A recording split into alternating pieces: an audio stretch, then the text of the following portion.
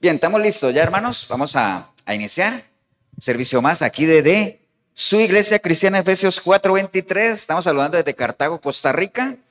Hoy es domingo 29 de junio de este 2025. Es el último domingo de junio. Se nos fue junio y como dicen por ahí, ¿se nos vino quién? Se nos vino Julio, viene volando. Entonces, darle gracias a Dios por estas lindas oportunidades que tenemos y a la iglesia por acompañarnos domingo a domingo, ¿no? Y a usted ahí en el video también. Así es que animarles que sea un tiempo de mucha edificación. Voy a invitar a los hermanos a que vayamos al libro de Nehemías. Busquen sus Biblias, Nehemías capítulo 4. Nehemías capítulo 4. Y mientras lo busca, vamos poniendo de pie vamos a leer la palabra.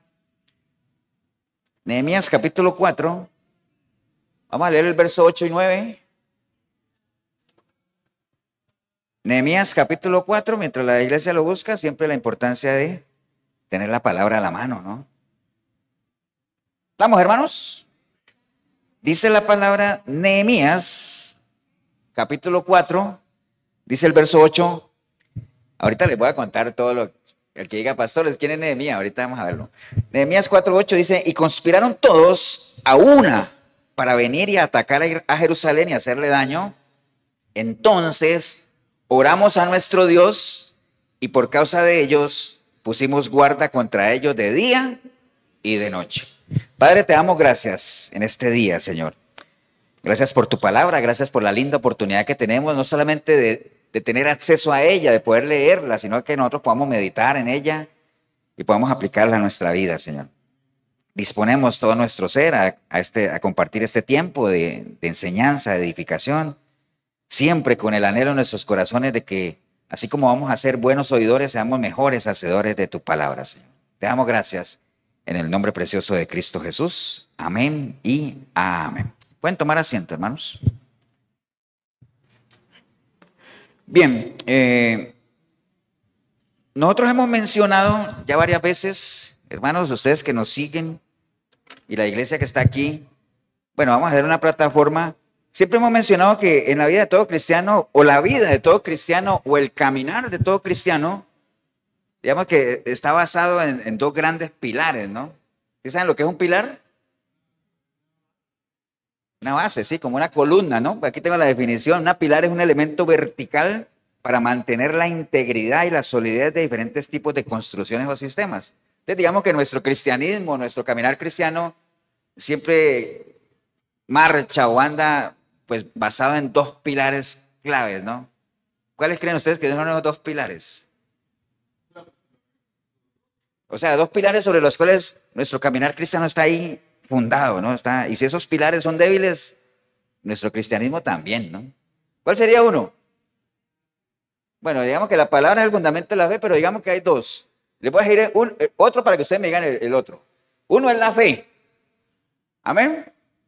¿Y el otro cuál es? Pues está muy ligado a la fe, porque la fe es el fruto del conocimiento. ¿Cuál es el otro? ¿Qué necesita uno para mantenerse? Primero la fe y después constancia. ¿Qué más? Obediencia. ¿Qué necesita uno para mantener una relación? ¿Ah? Oración. La comunicación. ¿Ustedes creen, Pamela y Gustavo, que ustedes su relación se mantendría si no hablaran nunca? No, hay que comunicarse, ¿cierto? Entonces, acuérdense que lo que dicen, así como uno necesita el oxígeno para vivir, pues para uno tener una relación con Dios, para vivir en Cristo, hay que orar.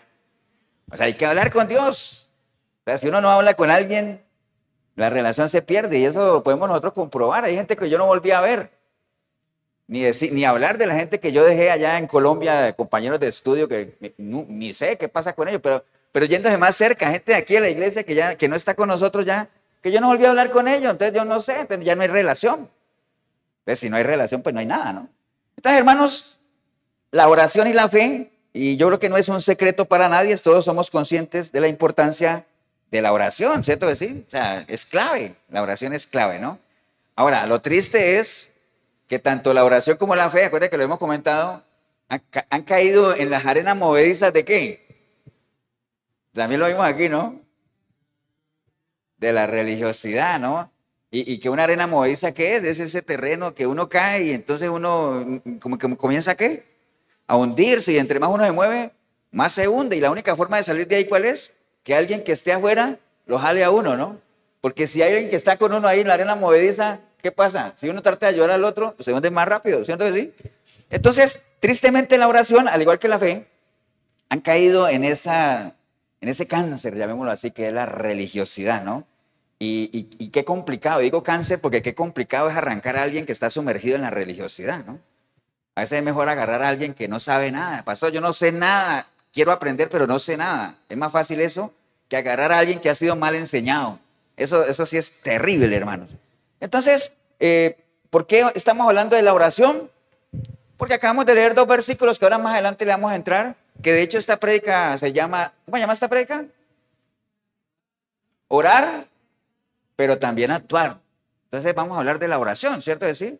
Pero digamos, visto desde visto desde ese punto de vista, pero no lo he visto. Entonces mejor no lo voy a ver. Entonces, ves tú por ese lado, ¿no? Vamos a verlo ahí, orar, pero también hay que actuar. Pero es importante, hermanos, que recordemos algunas pinceladas de la oración rápidamente, ¿no? O sea, y digo rápidamente porque ya lo hemos visto, pero vale la pena como plataforma ponerlo, ¿no? Recuerde que la oración, que es orar, orar simplemente es hablar con Dios. Eso es orar, ¿cierto que sí? Por eso es que a veces a uno le digo, hermano, ¿usted puede orar? Pastor, es que yo no sé orar. ¿Cómo que no sabes orar? Si orar es hablar con Dios. Sí, pero eso pues estamos hablando de Dios. Pero orar es hablar con Dios. ¿Y cómo se debe orar? De la misma manera en la que nos comunicamos con las demás personas, ¿no? De la misma manera que yo me puedo comunicar con Jonathan, yo puedo hablar con Dios. Obviamente usted dirá, pastor, y usted le dice mae a Jonathan, le dice mae a Dios. Es que yo no le digo mae a él, porque o sea, yo no tengo ese lenguaje.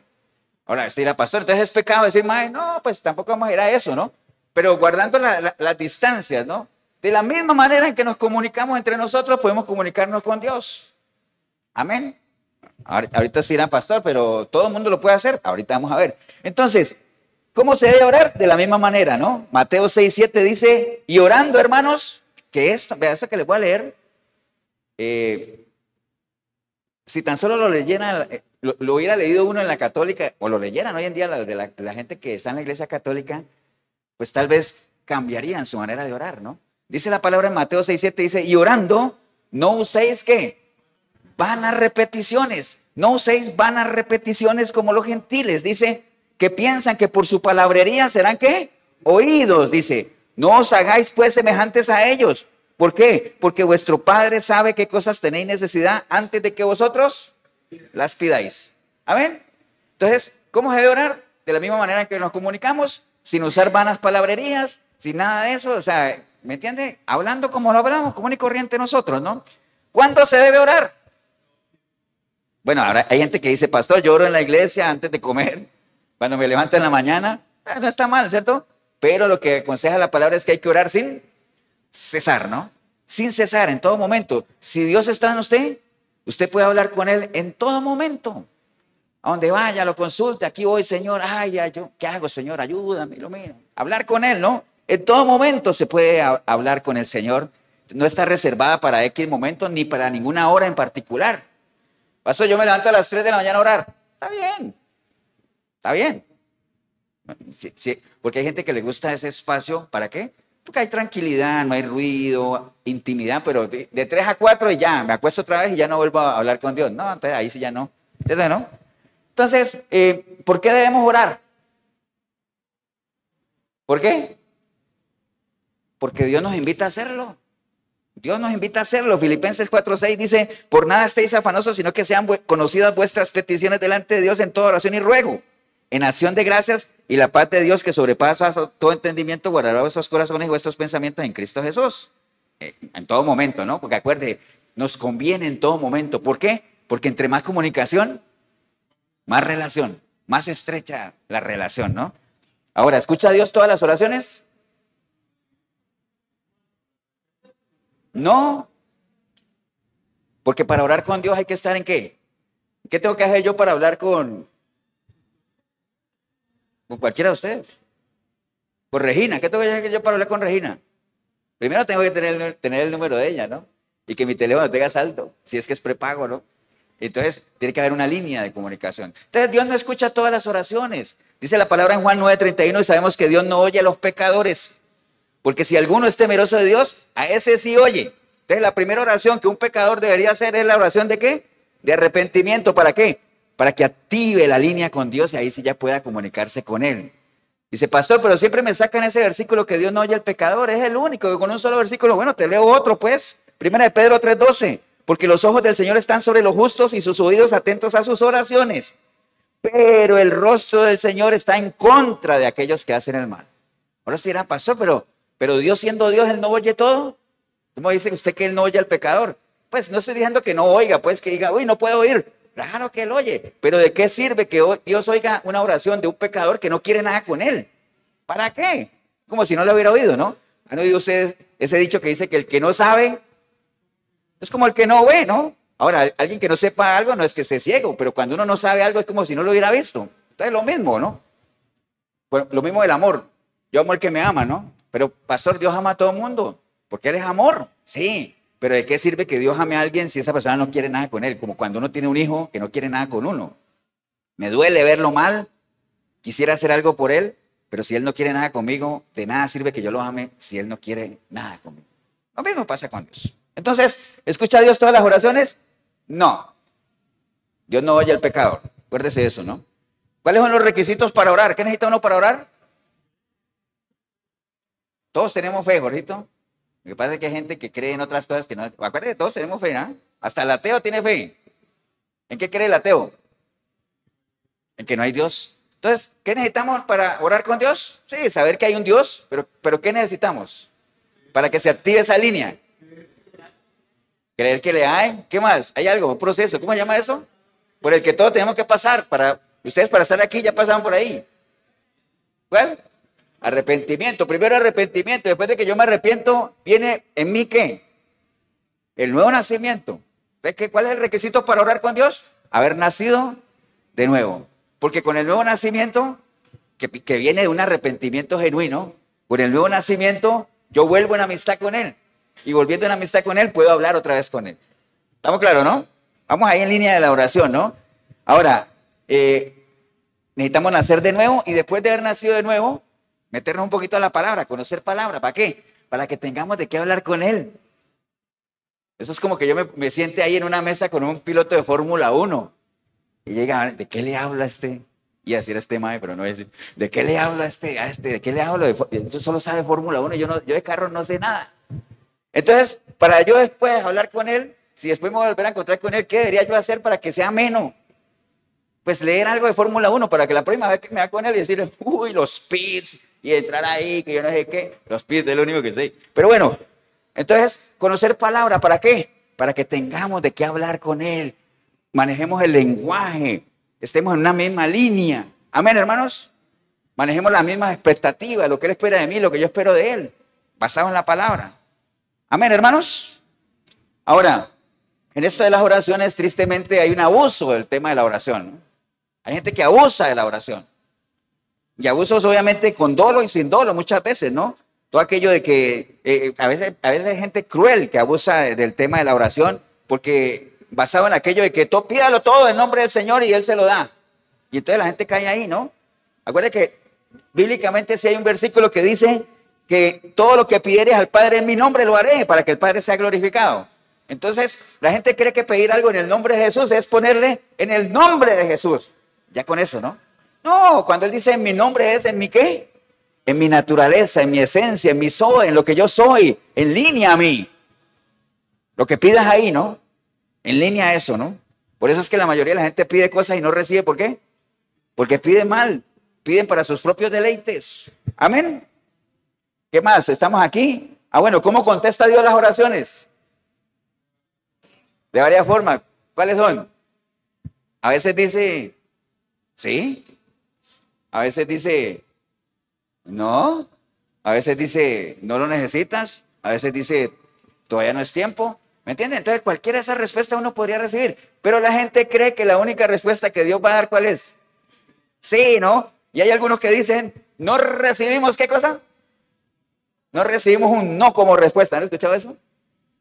¿Quiénes somos nosotros para decirle a Dios, te pido algo, pero no recibo un no tuyo? Ni te atrevas a decirme que no. Cuando Dios puede contestar, como las veces que les dije ahorita, ¿no? Amén, hermanos. Entonces, muchas veces puede contestar de esa manera, ¿no? Aquí lo importante en línea a todo eso es que nuestra oración siempre sea como la hizo el Señor. Por eso es que el anhelo nuestro siempre debe ser que haya en nosotros, ¿qué cosa? El mismo sentir que hubo en Cristo Jesús. Y dentro del mismo sentir que hubo en Cristo Jesús, cada vez que él oraba al Padre, siempre ponía de adelante, ¿qué? La voluntad de él. ¿Cierto que sí? Que se haga tu voluntad, siempre que pedí algo. Básicamente, entonces, todas nuestras oraciones siempre deben estar sujetas ¿a qué? A la voluntad del Padre. Por eso cuando uno ora por un enfermo, siempre es, primero que se haga la voluntad de Dios, ¿no? Que se haga la voluntad. Y si la voluntad de Dios es que esa persona se sane, pues qué bueno. Y si no, ni modo. Pero hay gente que primero decreta sanidad y de todo, y después cuando la persona se muere, dijeron, ¿y por qué se murió? Y usted no decretó sanidad, dijo, se hizo la voluntad de Dios. Pues hubieran empezado por ahí, ¿cierto que sí? Básicamente es eso, ¿no? Entonces, hermanos, ustedes podrán decir, pastor, pero la Biblia dice que la oración del justo es poderosa, ¿cierto que sí? Santiago 5:16 dice, confesaos vuestras ofensas los unos a los otros y orad los unos por los otros para que seáis sanados. La oración eficaz del justo puede mucho, ¿cierto que sí? La oración eficaz del justo. Antes de caer en la oración eficaz del justo, si ustedes ven que yo leí algo que decía, confesaos vuestras ofensas los unos a los otros. Confesaos vuestras ofensas los unos a los otros. Pero no dice confesaos vuestros pecados, ¿cierto que no? Porque a veces le dicen, no, vea, es que dice que tenemos que confesarnos los pecados unos a los otros. No, uno los pecados los confiesa ¿a quién? A Dios. Por eso es que lo que se hace en la religión católica no tiene respaldo bíblico, de que uno tenga que confesarle los pecados a otro ¿qué? A otro pecador, ¿no? Dice, pastor, ¿usted está diciendo que todos los curas son pecadores? No, pero la mayoría sí. Pero bueno, entonces, no, los pecados se le confiesan ¿a quién? A Dios. Entre nosotros nos podemos confesar ¿qué? Las ofensas, ¿no? Algo que hayamos hecho que amerite pedirle disculpas a alguien, lo tenemos que hacer, ¿no? Confesados. Y entonces después dice, porque la oración eficaz del justo puede ¿qué? Mucho, ¿no? Entonces, ¿qué está diciendo Santiago ahí? Que hay oraciones que son eficaces. ¿Qué es algo eficaz? Que sirve, ¿no? Que funciona. Yo por aquí tenía la definición. ¿Qué la dice? Ah, bueno, la palabra eficaz dice algo que produce el efecto esperado. Eso es algo eficaz, ¿cierto? Por eso dice que la palabra ¿qué es? Viva ahí y eficaz. ¿Por qué? Porque no falla. La palabra no falla. Pastor, pero yo estoy metido en la palabra hace 3 años y yo no he podido cambiar. Bueno, el que falló eres tú, porque la palabra no falla. ¿Me entiende? Si usted se mete de lleno a la palabra, tal cual como ella nos insta, nos redarguye, nos exhorta, tiene que haber un cambio en usted. Si no, el que fallamos somos nosotros siempre. Entonces la oración por eso es viva y eficaz, ¿no? Entonces, hermanos, si Santiago dice que hay oraciones eficaces, es porque hay oraciones ¿qué? Ineficaces también. Entonces, si algo eficaz es algo que produce el efecto que uno espera, algo ineficaz ¿qué es? Algo que no produce el efecto que yo espero, ¿eh? Qué definición, ¿no? ¿Cierto que sí? Entonces no produce nada.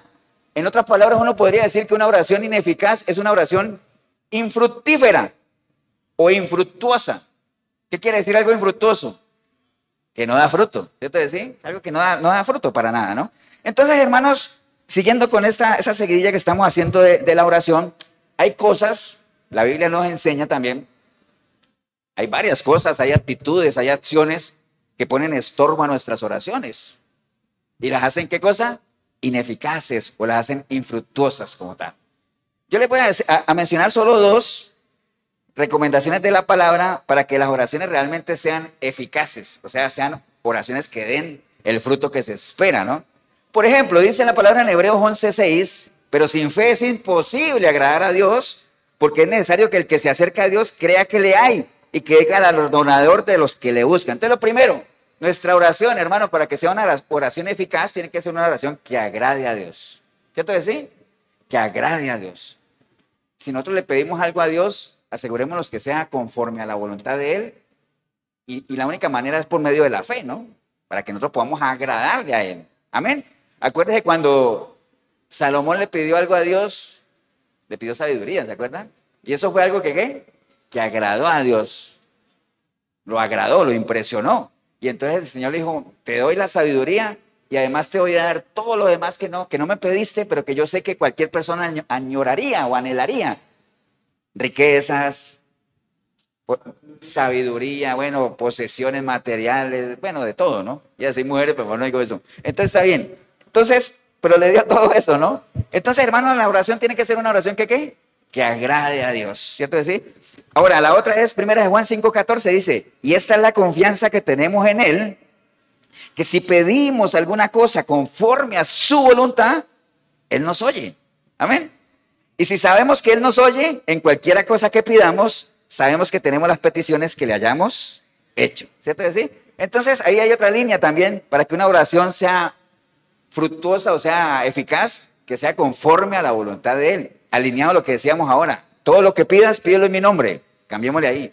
Todo lo que pidas, pídelo conforme a mi voluntad y te será hecho. Amén, hermanos. Hasta ahí vamos bien. ¿Cierto que sí? ¿O no? Ahí dijo amén. Está bien. Entonces, hermanos, vean, vamos a ver algunos ejemplos antes de entrarle a lo que leímos ahorita de Nehemías, que ese es el tema central. Nehemías, pero ahorita estamos como, voy tratando de llevarlos allá. Ya tuvimos una plataforma de la oración, la importancia que es orar, por qué debemos orar. Dios no escucha todas las oraciones, en qué momento hay que orar, qué necesitamos para orar. Hay oraciones eficaces, hay oraciones ineficaces. Entonces, para que sea eficaz, tiene que ser conforme a la voluntad de Dios. Y entonces, algunos ejemplos bíblicos de oraciones ineficaces, o sea, que no dieron el resultado que se esperaba. Amén, hermanos. Entonces, voy a ir a 1 Samuel capítulo 16. Si quiere va, si no, pues me escucha. 1 Samuel capítulo 16. Hay un evento ahí, hermanos. Ustedes saben que el primer rey de Israel, ¿cómo se llamó? Saúl, ¿cierto? ¿Sí? ¿Y el segundo? ¿Y el tercero? ¿Y el cuarto? Ah, no, el cuarto ya hubo dos porque el reino se dividió, ¿se acuerdan? Pero bueno, el caso es que Saúl, que fue el primer rey de Israel, recuerden que ¿quién nombró a Saúl? Bueno, Samuel lo ungió, pero ¿quién lo escogió? El pueblo, ¿no? O sea, acuérdate que ellos escogieron el rey, ¿no? Que dijo que era el tote hermosote y que no había nadie como él y que al final Dios lo avaló y todo eso, pero ustedes saben que Dios desechó a Saúl. ¿Conocen la historia, cierto? ¿Sí? ¿Alguien no la conoce? Para que la repasemos. Dios desechó a Saúl. ¿Por qué lo desechó? ¿Cuál fue el pecado de Saúl? Desobediencia, ¿recuerda? ¿En qué momento Saúl desobedeció a Dios? ¿Recuerda que lo mandó a que acabara con un pueblo y que no dejara a nadie? Y al final ellos dejaron vivos, trajeron al rey, trajeron unas vaquitas y para darle ofrenda a Dios. Dijo, pero eso no fue lo que yo te mandé a hacer. Ese era pastor, así no está en la Biblia. Pero al estilo de la escuelita dominical, ¿no? Eso fue no lo que yo te mandé a hacer. Yo te dije que acabaras con todo. Sí, pero es que el pueblo me presionó. Bueno, eso no es excusa. Para Dios, vean, eso nos sirve a nosotros para saber que delante de Dios, hermanos, no hay excusas. Es que me presionaron. Es que es que pobre Saúl. En otra cosa que también quemó un incienso que no le tocaba hacer, dice, ¿por qué lo hiciste? Es que el pueblo se está yendo. Que se vayan si quieren ir, ¿cierto? Sí, como el Señor cuando les dijo, ustedes se van a ir, ahí está la puerta. Si se quieren ir. Entonces, Saúl fue desechado porque desobedeció a Dios. ¿Estamos claros, no? Y después de que desecharon a Saúl, ¿a quién ungieron? A David, ¿cierto? Sí. Entonces resulta que Samuel estaba muy triste porque habían desechado a Saúl, ¿cierto? Y entonces, ¿qué hacía Samuel pensando en Saúl? ¿Qué haría? Lloraba, ¿cierto? Sí. Duró yo no sé cuánto tiempo llorando ahí. Y yo creo que en medio de esas lágrimas estaba como clamándole a Dios o qué, no sé qué buscaba él con ese llanto, ¿no? Entonces dice la palabra, hermanos, en 1 Samuel, capítulo 15, versículo 34, cuando se dio esto de que desecharon a Saúl, dice, se fue luego Samuel a Ramá y Saúl subió a la casa de Gabá de Saúl. O sea, como quien dice, cada uno ¿por qué? Cada uno por su lado, ¿cierto que sí? Y nunca después vio Samuel a Saúl en toda su vida. Ahora, él le dolió, ¿por qué? Porque él fue el que lo ungió, ¿no? Y fue un proceso, digámoslo ahí, especial para él. Era la persona ungida de Dios y todo. Y entonces nunca más lo volvió a ver. Y Samuel lloraba a Saúl Y Jehová se arrepentía de haber puesto a Saúl por rey de Israel. Cuando dice que Jehová se arrepentía, no es que el Señor diga, qué tirada, ¿eh? La embarré. No, no, no.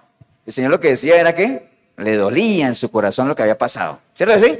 Y entonces Samuel lloraba y lloraba por Saúl. Y entonces el Señor le dice, en el 16:1 le dice, dijo Jehová a Samuel, pero ¿hasta cuándo vas a llorar a Saúl? Habiéndolo yo desechado para que no reine sobre Israel. Llena tu cuerno de aceite y ven y te enviaré a Isaí de Belén porque de tus hijos me he provisto rey. Amén. Entonces, ese llanto de Samuel por Saúl, y entonces llega el Señor y le dice, pero ¿hasta cuándo vas a llorar por este que ya está desechado? Deja de estar ya pidiendo. ¿Cuántas personas no hacen, o sea, aún en medio de sus lágrimas, estarle pidiendo a Dios por cosas que Dios ya dijo que no? Amén. Por cosas que Dios ya desechó. Y la gente sigue llorando y llorando. Y dice, mire lo que le dijo Dios a Samuel. Deja de llorar por mí que no lo merezco. Es una canción, ¿no? Dijo, deja de llorar por ese que ya hay otro rey, hombre. O viene el dicho, al rey muerto, rey puesto. ¿Cierto que sí? O viene otro dicho, no hace falta el que se va. ¿Hace falta quién? El que llega, el que viene. Deja de estar llorando. Entonces, hay oraciones, vea, para que lo tengamos en la línea de lo que estamos hablando. Hay oraciones que son ineficaces. ¿Por qué? Porque se sigue pidiendo a Dios por algo que Dios ya dijo que no. Amén. Por algo que sabemos que no es para nosotros, que no edifica, que no sirve, que no construye. Deje de estar pidiendo por esas cosas porque esas oraciones son ¿qué? Ineficaces. Amén. ¿Estamos claros? Sigamos un poquito en el orden cronológico. Ahí mismo vamos a 2 de Samuel. Más adelantito, los que estén en la Biblia, los que estén oyendo, en 2 de Samuel, capítulo 12, ustedes saben que ya en 2 de Samuel, capítulo 12, ya Saúl, ¿qué cosa? Ya Saúl había sido desechado. Y entonces había subido ¿quién? David, ¿cierto que sí? Y entonces David pecó. ¿Amén o no? ¿Por qué pecó? Bueno, eso fue lo que hizo, pero ¿por qué pecó? Por ocioso. Por ocioso. Dice, pastor, ¿por qué por ocioso? Sí, porque está su ejército en batalla. ¿Y dónde debería estar el rey? Al frente del ejército, ¿cierto que sí? No, estaba ahí en el salón como diciendo, no tengo nada que hacer. Bueno, estoy parafraseando, ¿no? Decir, pastor, eso no está en la... No tengo nada que hacer. Yo no sé si David hubiera ido a pelear mejor, ¿no? No, estaba ahí. Y entonces se asomó por la ventana, ¿se acuerda? Y vio una mujer bañándose. Y entonces todo el pecado de David empezó ¿con qué? Con una mirada, ¿no? Con una mirada, un pensamiento, maquinó, tráigamela para acá. Aunque ella era casada, se acostó con ella quedó embarazada. ¿Cierto así? Es para armarle la historia de por qué aquí. Entonces, a raíz de eso, a David lo tuvieron que amonestar. ¿Quién lo amonestó? Natán. ¿Se acuerda que Natán le fue y le contó una historia? Le dijo, tú eres ese hombre que ha pecado contra Dios. Y ¡guau! Entonces David, ¿qué he hecho? Y entonces comenzó a clamarle a Dios de que no le quitara su espíritu, que lo perdonara. Bueno, se arrepintió realmente, algo que no hizo Saúl. Entonces, a raíz de ese pecado de David, acuérdate que la mujer quedó embarazada. ¿Cierto? Sí. Entonces, ahora sí, dice la palabra del Señor, 2 de Samuel capítulo 12, 2 de Samuel 12, 13, vamos a leer desde ahí. Dice, 2 de Samuel 12, 13, dice, entonces dijo David a Natán, pequé contra Jehová, y Natán dijo a David, también Jehová ha remitido tu pecado, ha remitido tu pecado y no vas a morir, está bien. Mas por cuanto con este asunto hiciste blasfemar a los hijos de Jehová, el hijo que te ha nacido ciertamente morirá. Esa fue la sentencia de Dios, ¿cierto? El hijo que te ha nacido, ¿qué pasa? Morirá. Y entonces Natán se volvió a su casa y Jehová hirió al niño que la mujer de Urías había dado a David y enfermó gravemente. Entonces David rogó a Dios. ¿Rogar qué es? Orar, ¿no? Es una oración, pero ya con un tinte ya de súplica, ¿no? Como de desespero, ¿no? Entonces David rogó a Dios por el niño y ayunó David y entró y pasó la noche acostado en tierra y se levantaron los ancianos de su casa y fueron a él para hacerlo levantar. Bueno, parafraseándole, el caso es que David estuvo una semana orándole a Dios y ayunando. ¿Por la vida de quién? Por la vida del niño, ¿cierto? Un niño al que Dios había dicho que iba a morir. Pero David dijo, no, pues voy a orar y orar y ayunar. Por eso, hermanos, es que el tema del ayuno, que es otro tema, uno no puede usar el ayuno, ni la oración tampoco, para torcerle el brazo a Dios. Porque a Dios no se le tuerce el brazo, ¿no? ¿Cierto, no? Entonces hay gente que dice, es que estoy ayunando, ¿para qué? Para que Dios me dé una casa. No, hombre, mejor vaya a coma. Entonces, ¿me entiende? ¿Estoy ayunando para qué? Para que mi marido vuelva. No, vaya para la Soda Tapia. ¿Me entiende? Saluda a la gente de la Soda Tapia. Entonces, y no es que sea burla, es descriptivo, porque la gente utiliza el ayuno tratando de romperle el brazo a Dios. David estaba ayunando y orando por la vida del niño, y después de una semana, ¿qué pasó con el niño? Murió. Entonces, la oración de David fue ¿qué? Ineficaz, infructuosa. ¿Por qué? Porque ya Dios había decidido. Ahora, obviamente David, después de que supo que el niño había muerto, dice la palabra que él se levantó, lavó su rostro, cambió sus vestidos y siguió ¿qué? Adorando a Dios. Cualquiera podría decir, pastor, ¿y por qué David siguió adorando a Dios o orando a Dios si él no le escuchó la oración? No, lo que pasa es que ya Dios había emitido sentencia ahí. Pero ahí, digamos, el hecho de que usted ore a Dios por algo y Dios no se lo dé, no quiere decir que ya rompa con él, pues. Porque más bien dele gracias a Dios que no le dio eso, que tal vez ni le convenía, ni era para usted, ¿no? Entonces, ese es un ejemplo también de ¿qué? De una oración infructuosa, ineficaz. ¿Amén? ¿Por qué? Ambas, la de Samuel llorando por Saúl y la de David orando por un hijo al que Dios ya iba a morir, fueron ineficaces. ¿Por qué? Porque no estaban en línea ¿a qué? A la voluntad de Dios. Ya Dios había dicho cuál era su voluntad. Amén, hermanos. ¿Estamos claros, no? Entonces, esos son ejemplos de oraciones infructuosas. Ahora sí vamos a entrar al tema. Amén.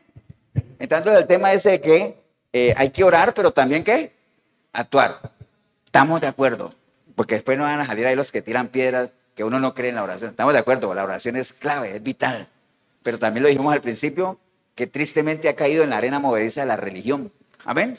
Y que uno tiene que orar, pero también tiene que actuar, hay que actuar. Amén, hermanos, porque a veces creemos que porque oramos, ya eso nos quita de nuestra responsabilidad con Dios y ya no tenemos que hacer nada más. No, eso es parte de, ¿no? ¿O no han escuchado ustedes un dicho que dice, a Dios rogando, con el mazo dando, ¿ah? A Dios rogando y con el mazo dando. ¿Me entiende? ¿Qué quiere decir ese dicho? Tiene que haber un equilibrio entre lo que uno ora y lo que uno hace también. Amén. Tiene que haber ese equilibrio, ¿no? Porque si uno ora, si usted ora y ora, pero usted no hace nada, usted está cayendo más bien en hipocresía, ¿no? Porque acuérdate que hipocresía es cuando uno da la imagen de ser algo que uno no es. Entonces alguien que está, es que yo soy una persona de oración y usted dirá, wow, qué espiritual, ¿no? Pero no hace nada. Y entonces, la letra sola, ¿qué pasa? Mata, dice la palabra, ¿no? Amén. Ahora, lo contrario tampoco es bueno. Hay gente que hace y hace, pero no ora, no tiene relación con Dios. Entonces eso ya es como presumir. ¿Me entiende? Y todo lo que hace lo sube en redes sociales, entonces ni modo, ¿no? Básicamente eso ya es otro nivel también. Entonces, hermanos, hay que tener mucho cuidado con ese equilibrio. Hay mucha gente que le gusta orar. Estoy orando por la salvación de la gente y que nadie se pierda y todo eso, ¿me entiende? Pero ¿y ellos mismos qué? No dan testimonio. O peor aún, hay gente que le gusta orar por la paz del mundo entero. Oremos por la paz de Israel, que está bien. Y resulta que está peleado con el vecino. ¿Conoce gente así ustedes? Yo sí. O me mantienen peleando con los hijos y la esposa y solo una vida de oración por Israel y orar por las guerras y orar por allá, que yo no sé qué. ¿Me entiende? Está bien orar. Mira, pastor, ¿usted está burlando de la oración? No. Sino que no se deje meter por la religiosidad, que haya ese equilibrio entre lo que usted ora y lo que usted hace, que haya la coherencia, que haya integridad, pienso, siento y actúo en una misma línea. Amén, hermanos. O sea, no se va, hay mucha gente que hace muchas cosas para Dios, pero se olvida de Dios mismo. Y acuerda que el Señor cuando, alguna vez se los dije, ¿no? ¿Acuerdan de esos que llegaron allá y que dijo, Señor, hicimos una cantidad de cosas en tu nombre, que les dijo que no los conozco, les dijo, hacedores de maldad? ¿Acuerdan? Y entonces alguien podría decir, pastor, ¿por qué hacedores de maldad si lo que esa gente hizo no era malo? Porque ¿qué malo hay en profetizar o en predicar? ¿Qué hay de malo en predicar, en sacar demonios, en hacer milagros, ¿qué hay de malo en eso? Lo malo es que lo hicieron mal, hacedores de maldad, o sea, lo hicieron mal. Porque primero cuando el Señor llamó a los discípulos, les dijo, yo los he llamado a ustedes, ¿para qué? Para que estén conmigo primero. Y después vayan y hagan lo que tengan que hacer, pero primero tienen que estar conmigo. ¿Para qué? Para que nos conozcamos. Por eso es que el Señor antes de irse, Él quería asegurarse de que sus discípulos supieran exactamente quién era Él y qué representaba a Él. Por eso les hizo una pregunta. ¿Qué pregunta les hizo? ¿Quién dicen ustedes que soy? Antes de, ¿me entienden? Para Él estar seguro de decir, bueno, que ellos sepan exactamente quién soy. Por eso vino la revelación que ya todos conocemos. Amén, hermanos. ¿Estamos claros, no? Por eso es que la palabra dice en Proverbios 28:13, dice, el que encubre su pecado no prospera. Amén. Pero el que los confiesa y se aparta, alcanza misericordia. Entonces, de nada nos sirve, hermanos, confesar nuestros pecados y ¿qué? Si no nos apartamos de ellos, ¿para qué? Si el pueblo que invoca mi nombre, dice el Señor, amén. Si el pueblo que invoca mi nombre, ¿qué pasa? Ora a mí, busca mi rostro y se aparta de sus malos caminos, entonces yo los oiré, los perdonaré y sanaré su tierra. Entonces de nada sirve invocar el nombre de Dios y todo eso si es que uno no se aparta de los malos caminos. ¿Para qué? Entonces tiene que haber esa coherencia, ¿no? Entre lo que uno ora y lo que uno hace. Amén, hermanos. ¿Estamos claros, no? Entonces, vea, cuando el Señor allá en el libro de Apocalipsis le escribió a la iglesia de Éfeso, ¿se acuerda? Que les dijo, vea, yo reconozco que ustedes son una iglesia que trabaja y que se esfuerza y se esmera, está bien, pero tengo algo contra ustedes, ¿se acuerdan? Perdieron su primer amor. Entonces el Señor le dijo, por lo tanto, les voy a decir qué es lo que tienen que hacer. ¿Qué les dijo? Pero antes de eso, el orden es bien importante. Antes de eso también.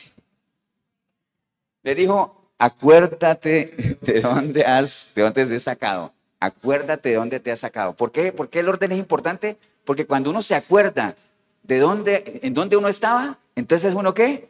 Se arrepiente. Amén. Y después de que uno se ha acordado y se arrepiente, entonces el Señor le dijo, ¿y vuelve a qué? A tus primeras obras. Entonces no es suficiente con que yo sepa exactamente dónde el Señor me ha sacado e inclusive que me arrepienta, pero llegue hasta ahí. No, yo tengo que respaldar eso ¿con qué? Con mis obras también. Porque si esas obras no existen, al final todo lo que yo digo que creo, ¿qué pasa? ¿Qué pasa con eso? O sea, si estas obras no existen, ¿qué pasa con lo que yo digo que creo? Se lo dije de otra forma. Se lo voy a decir de otra forma y yo sé que ustedes lo saben, pero se lo voy a decir de otra forma. Si no hay obras, ¿qué pasa con mi fe? Está muerta, es lo mismo que les acabo de preguntar, pero se lo dije en otro idioma, digo, en otras palabras. Amén, hermanos. Estamos claros, ¿no? Entonces, vamos a ir a algunos ejemplos bíblicos también de la importancia que es que uno ore, pero que también actúe, ¿no? Entonces ahí, si quieren, vamos al libro de Éxodo, que es más fácil encontrarlo. Libro de Éxodo, hermanos. En el libro de Éxodo, ustedes saben que cuando uno habla de Éxodo, ¿qué se imaginan? Un Éxodo. El Éxodo fue la salida del pueblo de Egipto, que iba ¿para dónde? ¿Para dónde iba? Para la tierra prometida. Entonces tuvo que pasar ¿por dónde? Por un desierto, ¿no? Ustedes lo saben. Y en ese desierto pasó de todo. Acuérdense que lo hemos compartido aquí muchas veces, ¿no? Entonces en el libro de Éxodo, acuérdense, cuando el Señor mandó a Moisés a que le dijera al faraón que liberara al pueblo, ¿se acuerdan que Moisés puso una cantidad de excusas, no? Y entre ellas está en el capítulo 4 de Éxodo, versículo 1, que dice entonces Moisés le respondió diciendo, he aquí que ellos no me creerán, ni oirán mi voz, porque dirán, no te ha parecido Jehová. Y entonces Jehová le dijo, ¿qué es eso que tienes en la mano? Y él que dijo, una vara. ¿Se te va a decir? Una vara. Entonces, ténganlo presente ahí. ¿Qué era lo que Moisés tenía en la mano? Una vara. Pero una vara, ¿no? Una vara, báculo. Y entonces más adelantito, en el versículo 17, le dice el Señor a él, y tomarás en tu mano, ¿qué cosa? Esta vara, con la cual, ¿qué? Harás señales. Entonces, el Señor ya le había dicho a Moisés, ¿qué tienes en la mano? Una vara. Y después le dijo, y con esa mano que tienes en la vara, ¿qué? Harás señales. Hasta ahí vamos bien, ¿cierto? Vámonos más adelante, hermanos, al capítulo 14 de Éxodo, ahí mismo, 14. Usted ya tiene la información. ¿Qué tenía Moisés en la mano? Una vara. ¿Y qué le dijo el Señor? Que con esa vara, ¿qué? Iba a hacer señales. Entonces, en el capítulo 14 se da el evento, hermanos. Acuérdate, ya el pueblo había salido y todo eso. Y entonces el pueblo llega, tienen al faraón atrás y llegan y se encuentran al frente de, ¿con qué? Con el mar rojo, ¿cierto? ¿Sí? Y entonces comienza la gente a decirle a Moisés que, no, hombre, ¿para qué nos trajeron aquí? A morir aquí, mejor hubiera quedado yo, como siempre, ¿no? Mejor hubiéramos quedado allá, porque allá por lo menos hubiéramos muerto bien, pero aquí quedamos a morir, y bueno, todo ese rollo. Y entonces Moisés, obviamente con esa presión, dice el versículo 13, Moisés le dijo al pueblo, no temáis, tranquilos, estad firmes y ved la salvación que Jehová hará hoy con vosotros, porque los egipcios que hoy habéis visto, nunca más para siempre los veréis. Y Jehová peleará por vosotros y vosotros estaréis tranquilos. Entonces, él le estaba diciendo eso al pueblo, ¿para qué? ¿Para qué le estaba diciendo Moisés eso al pueblo? Sí, pero es que, por ejemplo, haga de cuenta que a usted se le viene una cantidad de gente a él le reclama, ¿qué? Entonces él le dice, tranquilos. ¿Para qué? Para calmarlos. Pero Moisés no tenía ni idea de lo que iba a pasar, ¿no? Él no sabía qué iba a hacer. Él estaba con ese mar ahí. Y era tranquilo, acuérdate que Dios está con nosotros. Y yo creo que por dentro está diciendo, ¿y ahora qué? ¿Me entiendes? Entonces, por eso dice el versículo 15, entonces Jehová dijo a Moisés, ¿qué le dijo? ¿Por qué clamas a mí? Entonces, como quien dice, ¿para qué me oras a mí? ¿Para qué clamas a mí? Le dijo él, ¿para qué clamas a mí? Dijo, di a los hijos de Israel que marchen. Y entonces, ¿qué le dijo a él? ¿Alza qué? Alza tu vara y extiende tu mano sobre el mar y divídelo entre los hijos de Israel por medio del mar y pasan todos, ¿qué cosa? En seco, ¿no? Entonces, Moisés clamando, ya el Señor le había dicho, ¿qué tiene en la mano? Una vara, con ella vas a hacer señales. ¿Me entienden? Entonces comienza él a clamar a Dios, le dice Dios, ¿pero por qué clamas a mí? Comiencen a marchar, camine, hágale, extiende tu mano y hágale, ¿no? Entonces hay muchas cosas, hermanos, que a veces se nos va solo en orar y no hacemos nada. Pareciera que Dios estuviera diciendo ahí, ¿para qué clamas a mí? ¿Qué tienes en la mano? Úsalo. Y empieza a marchar, comienza a caminar, comienza a actuar, comienza a decidir. Tienes la capacidad. Y si no sabes para dónde vas, una cosa es eso y otra cosa es pedir discernimiento, tener la información adecuada, tomar las decisiones, pero va a llegar un momento en que hay que decidir, que hay que actuar. Amén, hermanos. Amén o no. Entonces, ese es un ejemplo bíblico, ¿no? Básicamente. Vamos a ir a otro más adelantito ahí en Éxodo 17. Y antes de leerle lo del Éxodo 17, leo para ustedes algo que Pablo le escribió a Timoteo. Pablo le escribió a Timoteo allá en 1 Timoteo 2:8, dice Pablo a Timoteo, le dice, quiero pues que los hombres oren en todo lugar, levantando, ¿qué cosa? Manos santas, sin ira ni contienda. Por eso es que uno cuando va a orar a veces levanta las manos, ¿cierto? Es una manera de orar, levantando manos santas. Entonces, ahí en Éxodo, capítulo 17, estamos en otro evento que le pasó también a Moisés. Y antes del versículo 8 está la guerra con Amalek, ¿cierto que sí? Recuerde que cuando el pueblo estaba en el desierto, le tocaba que estar peleando, guerreando ahí y librando las batallas. Acuerde que una manera de orar a Dios, ¿cuál es? Levantando manos santas, ¿cierto? Entonces, ustedes se acuerdan que ahí, ellos se agarraron con Amalek ahí en 17:9. Entonces, dice la palabra, y dijo Moisés a Josué, escógenos varones y sal a pelear contra Amalek, que mañana yo estaré sobre la cumbre del collado y la vara de Dios en mi mano. La vara, ¿se acuerdan? Entonces, ¿qué le dijo Moisés a Josué? Vea, yo voy a subir ¿a qué? ¿Al monte a qué? A orar, ¿cierto?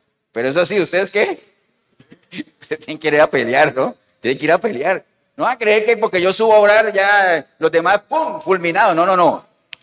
Aquí hay que pelear, ¿amén? Y entonces, ¿se acuerdan de toda esa historia que entonces Moisés levantaba la mano y cuando él levantaba la mano, ¿qué pasa?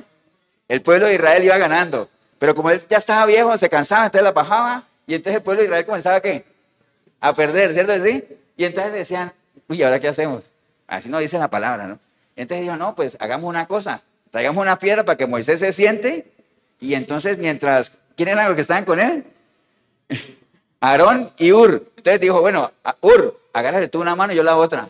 Entonces se las tenían ahí arriba, ¿cierto que sí?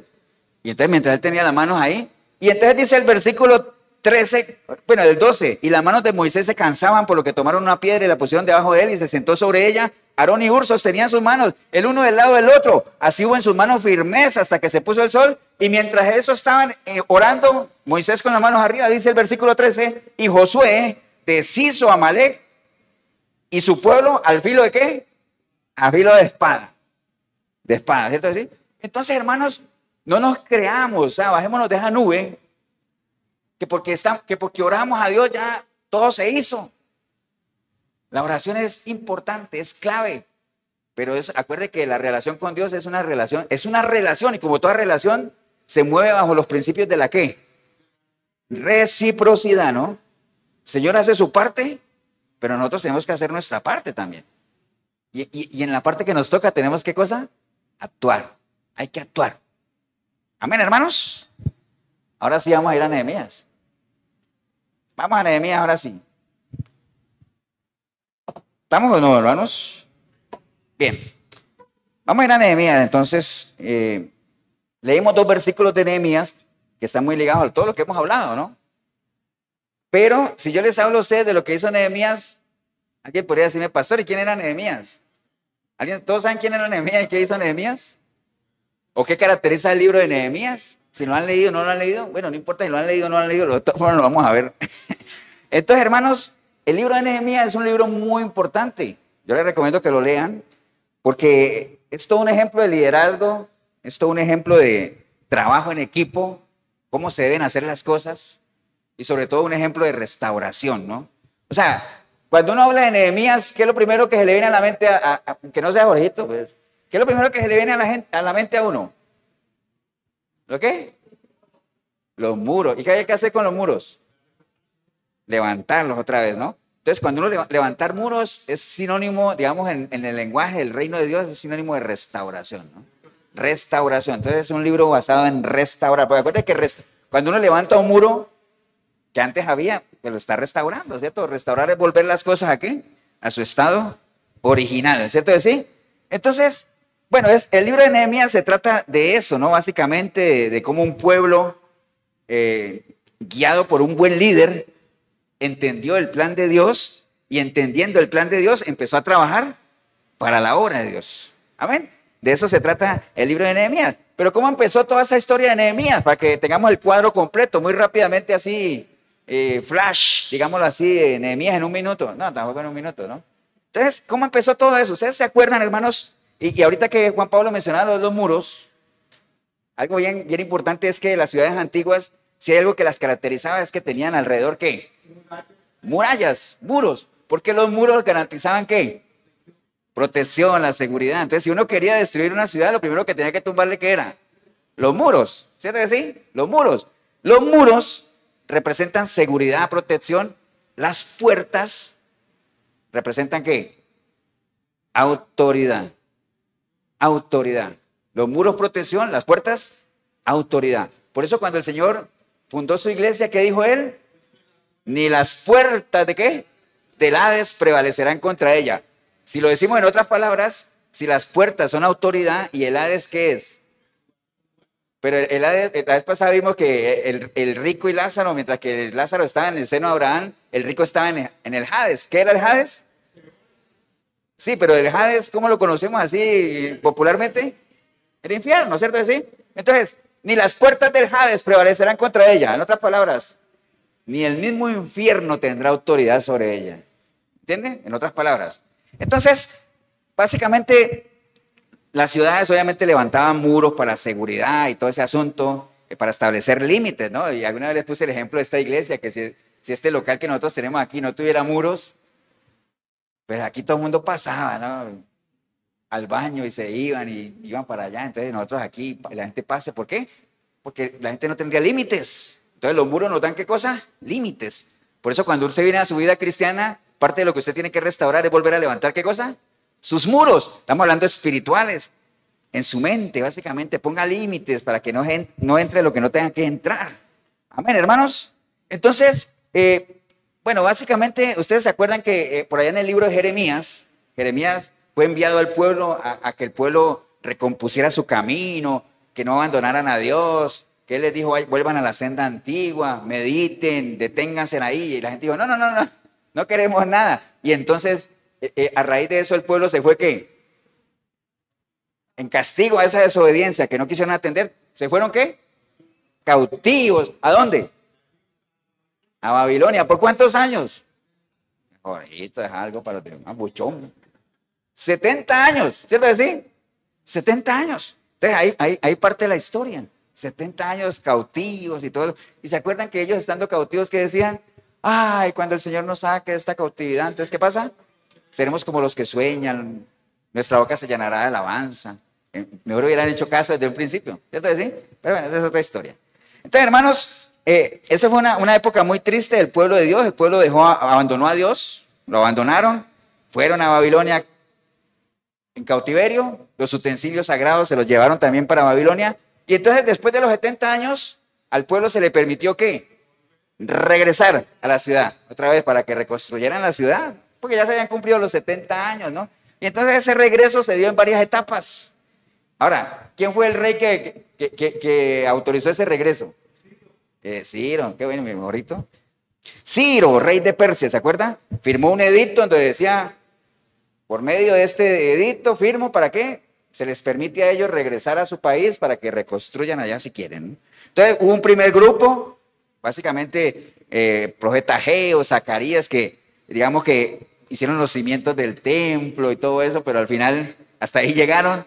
Después hubo un segundo grupo con Esdras, que ya reconstruyeron el templo como tal, pero aún así reconstruyeron el templo, pero los muros, ¿qué pasa?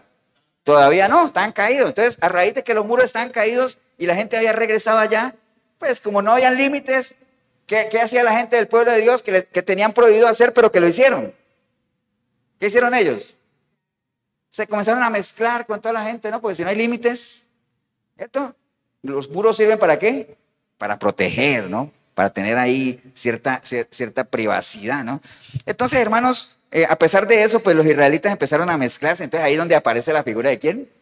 De Nehemías, ¿cierto? ¿Sí? De Nehemías. ¿Por qué? Porque si usted ve el libro de Nehemías, acuérdense que Nehemías tenía un trabajo, ¿no? ¿Cuál era el trabajo de Nehemías? Copero del rey, ¿no? ¿Qué hacía el copero? Tenía un trabajo, pues algunos dirán qué peligroso, otros dirán qué buen trabajo, ¿eh? Le tocaba que probar toda la comida del rey y las bebidas para que no estuvieran envenenadas, ¿no?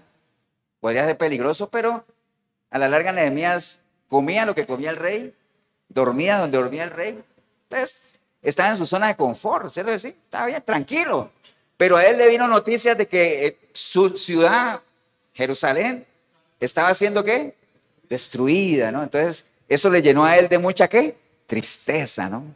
Tristeza. Y él oró a Dios para que lo pusiera en gracia con el rey, porque en su corazón, porque hermano, cuando uno recibe noticias de gente que uno ama o cosas que uno ama y que a uno lo entristecen, pues está bien que se entristezca, ¿cierto? Pero hay gente que no pasa de ahí.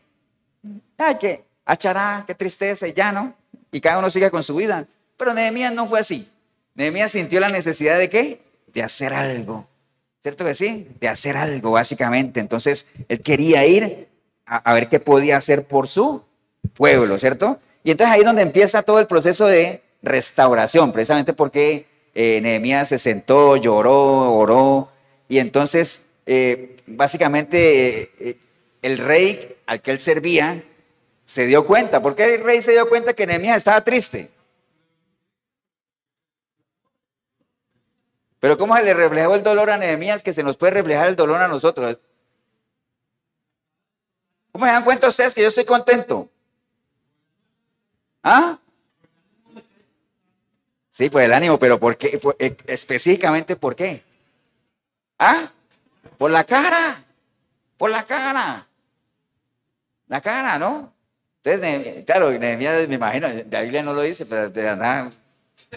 Entonces el rey dice, ¿por qué estás triste? Dice, no, mi ciudad, estoy acongojado. Entonces, claro, ese era el jefe de él, y decía, me gustaría hacer algo. Entonces, ¿qué le dijo el rey? Entonces, él había orado a Dios para que lo pusiera en gracia con el rey, y al final el rey, ¿qué cosa? Sí, lo entendió, y aceptó que él fuera. Y no solamente aceptó que él fuera, sino que le dio ¿qué?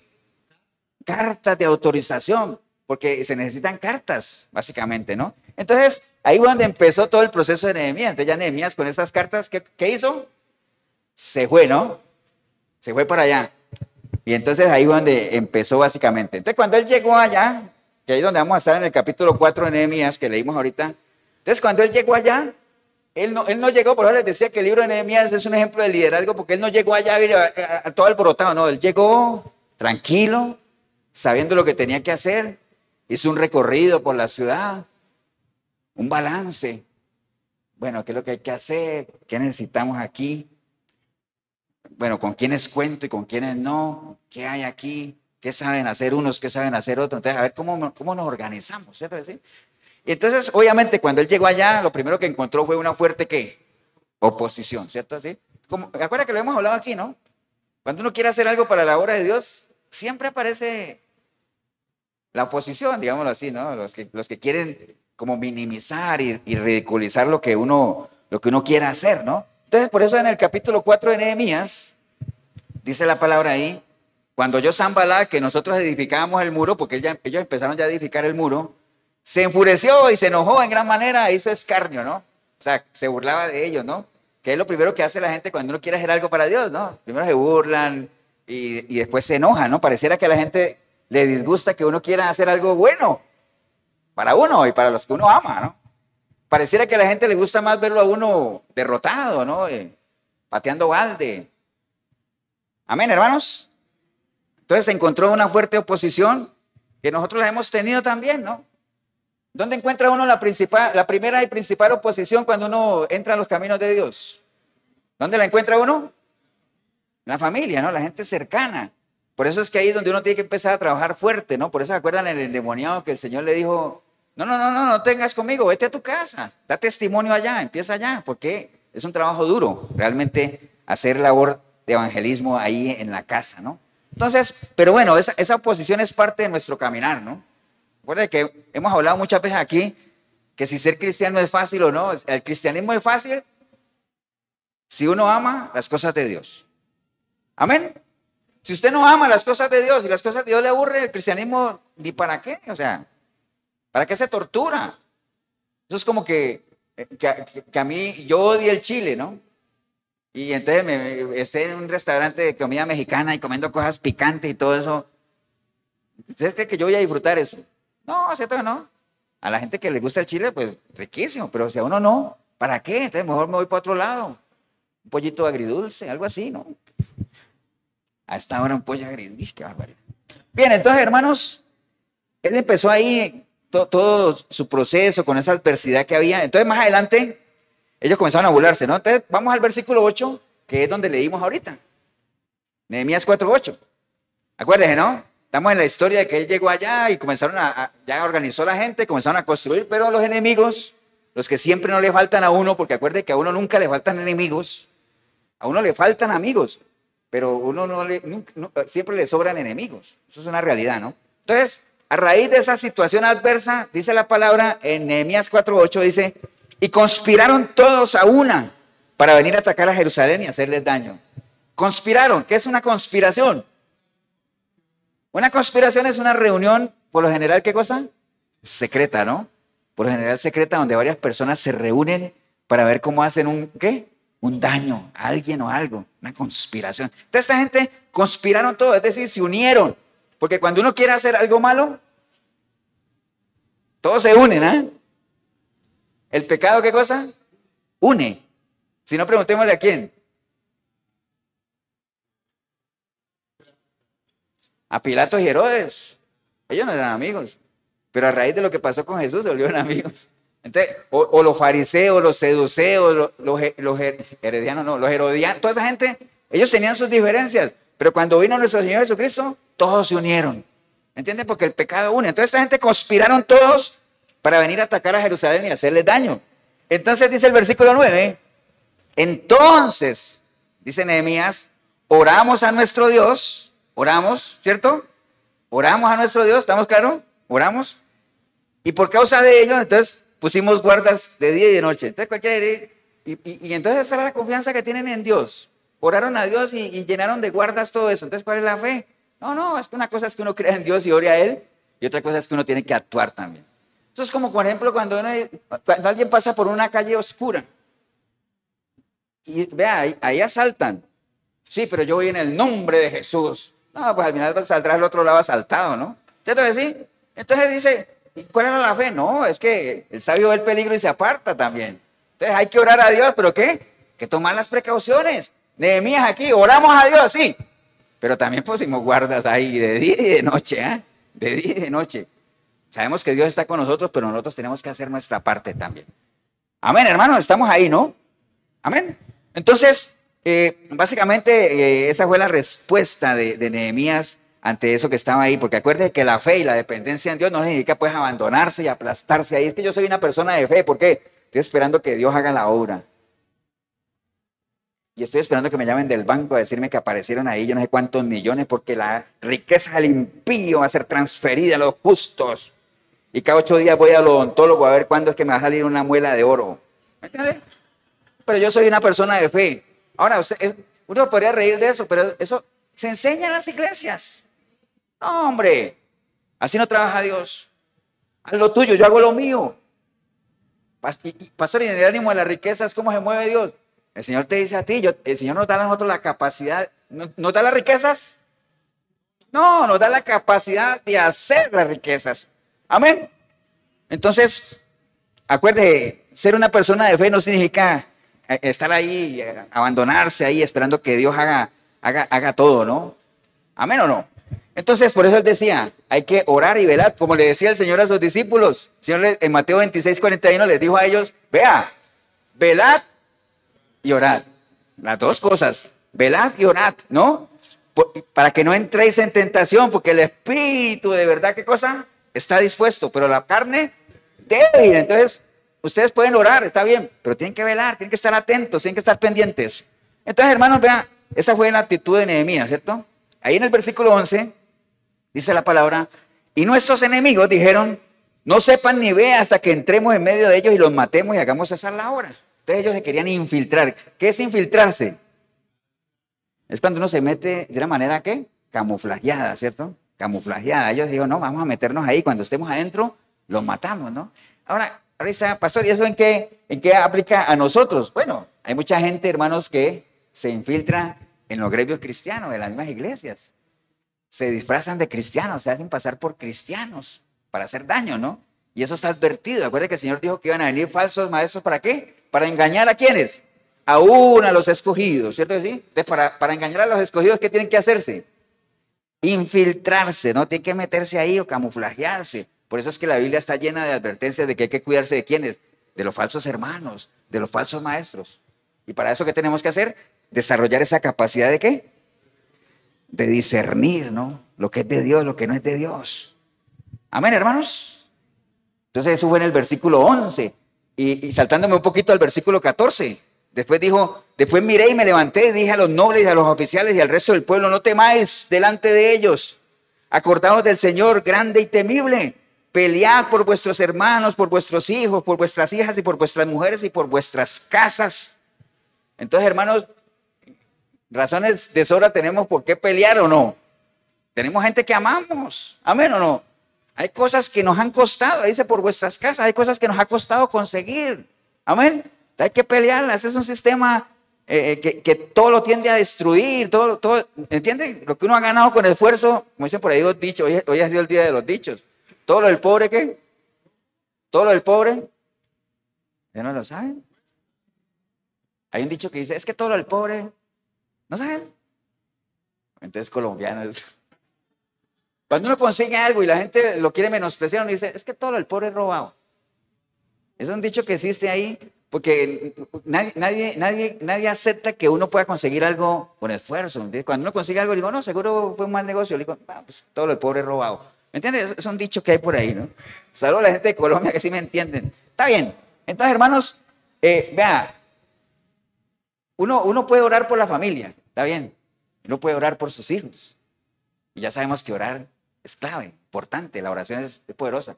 Pero hay que hacer algo por ellos también. Hay que movernos, hay que dar ejemplo como tal. El apóstol Pablo oraba por las iglesias. Oro, no me canso de orar por ustedes, decía. Amén. ¿O no? Pero no se quedaba ahí, nada. Las visitaba, les escribía cartas, mandaba a Tito, mandaba a Timoteo, ya aquí estaba pendiente, estoy preocupado. No se quedaba solo en la oración. Amén. No se quedaba solamente ahí, básicamente, ¿no? Nuestro Señor Jesucristo oraba por los discípulos, ¿sí o no? Amén. Pero invirtió 3 años de su vida, 3 años, ¿para qué? Para formarlos. Los llevaba, les decía, ¿hasta cuándo? ¿A dónde está la fe de ustedes? Ya para acá. Caminaba con ellos, iba acá. ¿Por qué me despiertan? ¿Me entiende? Tenía paciencia con ellos, invirtió. No solamente oraba por ellos. Amén. Entonces, cuando él decía, peleen por sus mujeres, por sus hijos, por sus cosas. Hay cosas por las que pelear, hay cosas por las que esforzarnos. Amén, hermanos. Versículo 15 dice, y cuando oyeron nuestros enemigos que lo habíamos entendido y que Dios había desbaratado el consejo de ellos, entonces nos volvimos todos al muro, porque acuérdense que a raíz de esa presión, ellos habían empezado a levantar el muro, y a raíz de toda esa presión y todo eso, la obra se suspendió, porque la gente se asustó, ¿no? Y entonces a Nehemías le tocó que poner vigías y volver y les decía por eso, piensen en sus mujeres, piensen en sus hijos, hay que pelear. Y entonces dice ahí el versículo que cuando oyeron nuestros enemigos que Dios había desbaratado el plan de ellos, dice, nos volvimos todos al muro y cada uno a su tarea. Cada uno a su tarea. Entonces cada uno tiene su tarea, hermano. Cada uno tiene sus cosas que hacer. Amén. La tarea de cada uno no es la misma de todos, pero cada uno tiene que hacerla, ¿no? Ahí lo importante es que en medio de hacer nuestra tarea, nos cuidemos, velemos. Como dice por ahí, cuidémonos de no caer, ¿no? Amén, hermanos. Hasta ahí hemos llegado a eso, pero quiero retroceder un poquito y leer 3 versículos, que es el 13, el 16 en adelante. Miren lo que es el 13.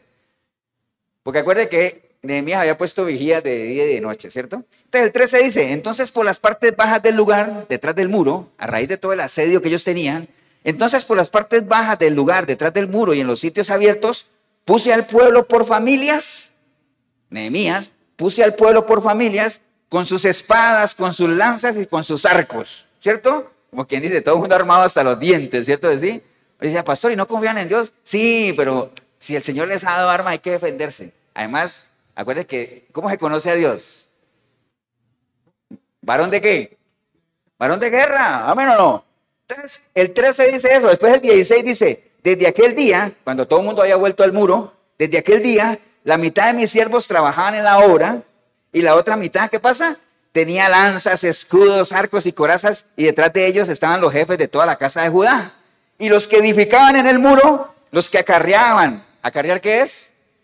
Cargar, ¿no? Los que acarreaban y los que cargaban con una mano trabajaban en la obra, y en la otra tenían la espada, ¿cierto? ¿Sí? Porque los que edificaban, cada uno tenía su espada ceñida, ¿dónde? En sus lomos, y así edificaban, y el que tocaba la trompeta estaba junto a mí. Entonces, hermanos, bueno, y más adelante en el 21 dice, nosotros pues trabajábamos en la obra, y la mitad de ellos tenían lanzas desde la subida del alba hasta que salían las estrellas. También dije entonces al pueblo, cada uno con su criado permanezca dentro de Jerusalén, y de noche sirvan de centinela y de día en la obra. Y ni yo, ni mis hermanos, ni mis jóvenes, ni la gente, ni de guardia que me seguía, nos quitamos nuestro vestido y cada uno se desnudaba solamente para bañarse. Entonces, mira lo que decía él ahí. Al final yo organicé a la gente, puse por familias, y entonces la gente mientras trabajaba, con una mano, ¿qué pasa? Trabajaban en la obra y con la otra tenían, ¿qué cosa? La espada, ¿cierto que sí? Entonces, como dice por ahí, una cosa sin dejar de hacer la otra. Entonces, no es excusa eso, hermanos. No es excusa eso de que, es que yo no puedo meterme de lleno acá por el trabajo. Mientras con una mano trabajaban en la obra, en su trabajo, en la otra tenían, ¿qué cosa? La espada. La palabra de Dios a la mano, hermanos, a la mano. Básicamente eso, ¿no? Y después decían, y ninguno de nosotros se quitó el traje. El traje, cuando usted quiere trabajar para la obra del Señor, el traje es permanente. No es que me lo voy a quitar y me lo voy a colgar y después me lo pongo. No. Que siervo es siervo. Amén. Que siervo es siervo. Al pasar, pero es que el trabajo no me deja. Con una mano trabaje para la obra y con la otra, ¿qué? La espada, ¿no? La espada. Se puede, ¿no? Entonces una cosa sin dejar de hacer la otra. Oramos a Dios, sí, pero aquí tenía yo la espada también lista, el arma. ¿Me entienden? Entonces hay que orar, hermanos, pero también ¿qué cosa? Hay que hacer lo nuestro, hay que actuar, hay que organizarnos. Nehemías es un ejemplo por eso. Fue, se organizó, distribuyó las cargas, oró a Dios, advirtió también, los animó, un buen líder exhorta. Amén. Piensen en sus mujeres, en sus hijos, en sus propiedades, lo que nos ha costado. Y eso sí, cada uno esté pendiente, atento, distribuyámonos las cargas, porque ahí cada uno tiene su tarea. Amén, hermanos. Cada uno tiene su tarea. Más adelante, si a usted le interesa la historia de Nehemías y todo ese asunto, el enemigo seguía con sus intentos desesperados ¿de qué? De parar y parar la obra. Y si usted se va más adelantito al capítulo 6, en el versículo 1, dice la palabra ahí, ya usted conoce la historia, dice, cuando oyeron Sanbalat y Tobías, acuérdate que toda esta gente era los que querían parar la obra, y los demás enemigos que yo ya había edificado el muro, porque al final con tropiezos y todo, se logró levantar el muro, amén, que ya habíamos edificado el muro y que no quedaba en el portillo. El portillo son fisuras, ¿no? Aunque hasta aquel tiempo no había puesto las hojas en las puertas, dice que Sanbalat, Gesén enviaron a decirme, ven y reunámonos en alguna de las aldeas del campo de Ono, mas ellos habían pensado hacerme mal. Entonces, ¿qué es lo que dice ahí? Esta gente, obviamente como no pudieron detener la obra, después hay un dicho también, porque hoy es el día de los dichos, ¿cierto? Sí. Espero que ustedes sí se lo sepan. Si no puedes con el enemigo, únete a él, ¿cierto? Sí. Entonces, como no pudieron parar la obra, entonces después le mandaron a decir a Nehemías, no, entonces reunámonos ahí, a ver qué podemos ayudar y todo ese asunto. Entonces, ¿sabe qué les dijo Nehemías? No, porque es que yo estoy haciendo una obra muy importante y entonces si yo me voy para allá, ¿esto qué? Se para, ¿cierto? Entonces, no puedo. Entonces, hermano, vea, hay que cuidarnos de las distracciones. Siempre va a haber cosas que nos van a querer sacar del rol en el que estamos, sacarnos, cositas, nos van a querer sacar, ¿no? Tengamos mucho cuidado con eso, ¿no? Después en el versículo 6, en el versículo 6, ahí mismo en el 6, de como no pudieron porque Nehemías no fue, te dijeron en el 6, en la cual estaba escrito, si ha oído entre las naciones, digas lo que dicen que tú y los judíos piensan rebelarse y que por eso es que tú estás haciendo esos muros, porque tú te quieres proclamar como rey. ¿Entiendes?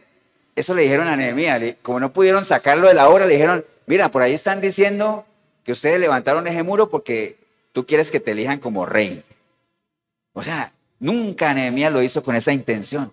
Entonces, ¿qué comienzan también? Cuando no pueden detener la obra y no se pueden infiltrar, te quieren descalificar, ¿no? Que es lo que es una estrategia que el enemigo siempre ha usado, tratar de descalificar lo que uno haga. Amén, hermanos.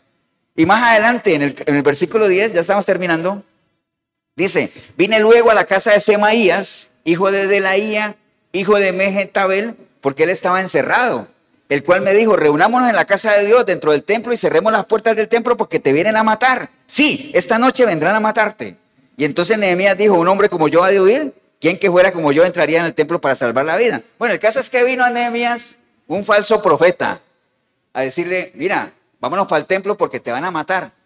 Entonces Nehemías, como Nehemías tenía esa capacidad de discernir qué venía de Dios, dijo, no hombre, eso no es de Dios, eso no viene de Dios. ¿Me entiende? Eso es una trampa como tal. Entonces hay que tener mucho cuidado, hermanos, de todas esas personas que nos hablan a nosotros en nombre de ¿quién? De Dios. En nombre de Dios.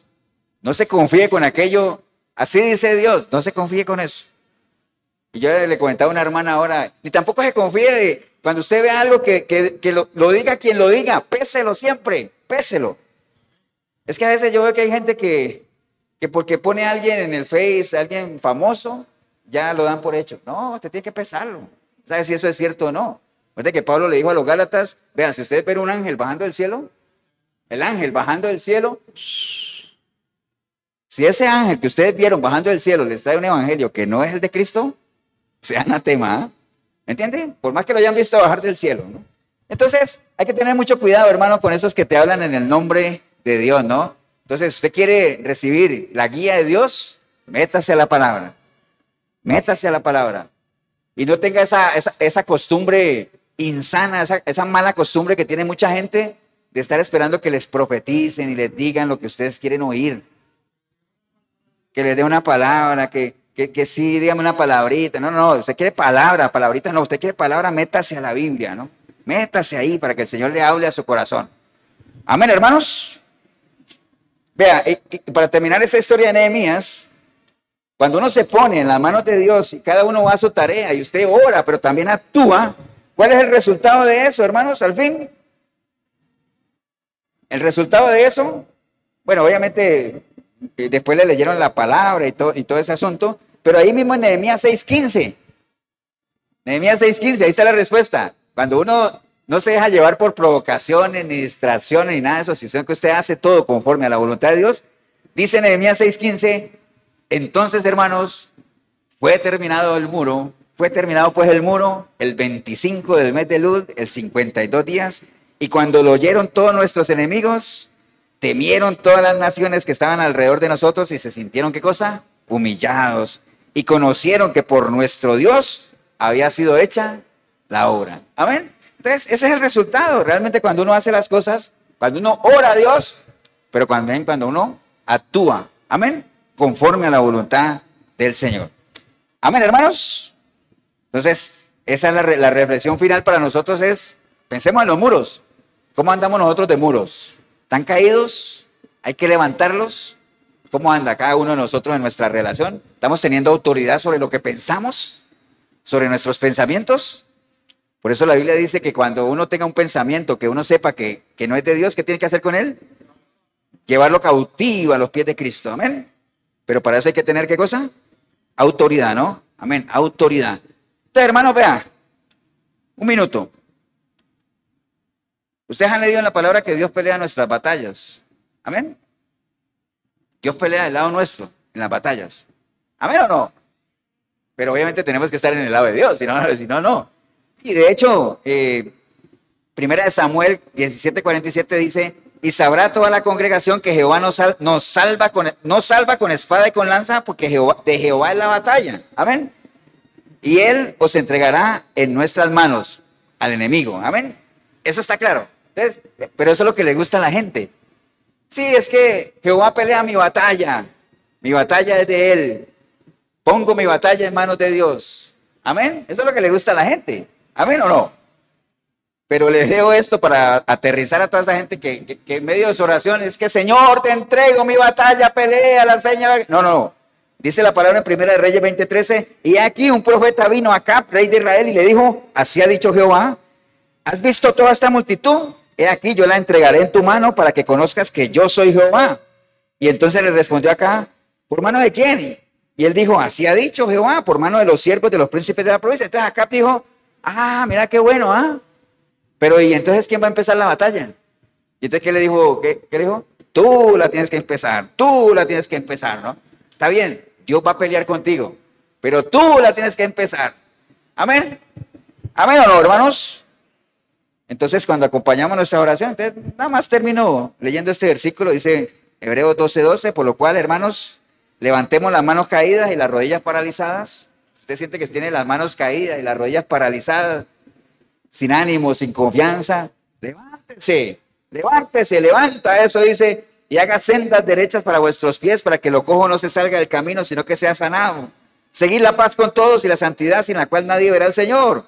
Mirad bien, no sea que alguno deje de alcanzar la gracia de Dios, y que brotando alguna raíz de amargura os estorbe, y por ella sean muchos, ¿qué cosa? Contaminados. Así está el asunto, hermanos. Hay que orar a Dios, pero también hay que actuar, Amén. Póngase de pie, vamos a darle gracias a Dios. Padre, te damos gracias en este día, Señor. Gracias por esta linda oportunidad que hemos tenido de reflexionar en cuanto a esto que es importante, la oración. Clave para nuestra relación contigo, clave para nuestra vida cristiana, Señor. Gracias.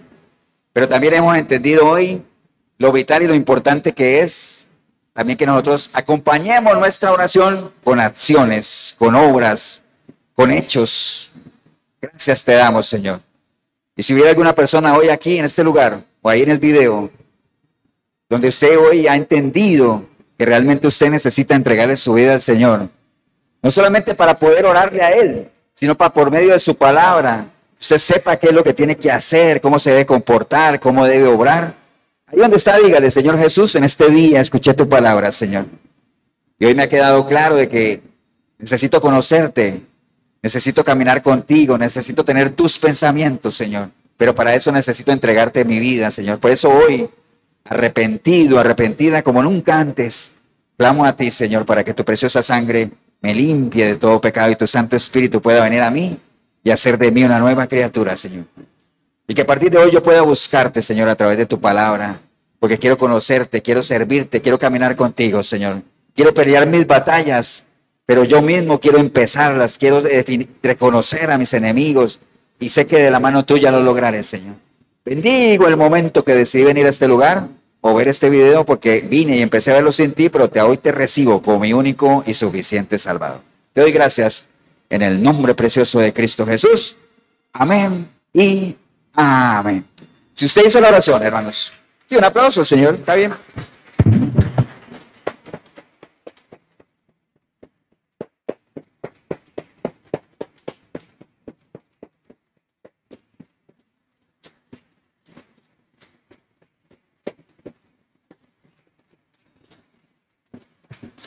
Bien, si usted hizo la oración, felicitarle, pero animarle, tiene que seguir adelante, tiene que iniciar el proceso. Si en algo le podemos ayudar, la Iglesia Cristiana de Efesios 4:23, Cartago, costado norte de las ruinas, Centro Comercial El Dorado, nos reunimos todos los domingos a partir de las 10 de la mañana. Que el Señor los bendiga, un abrazo.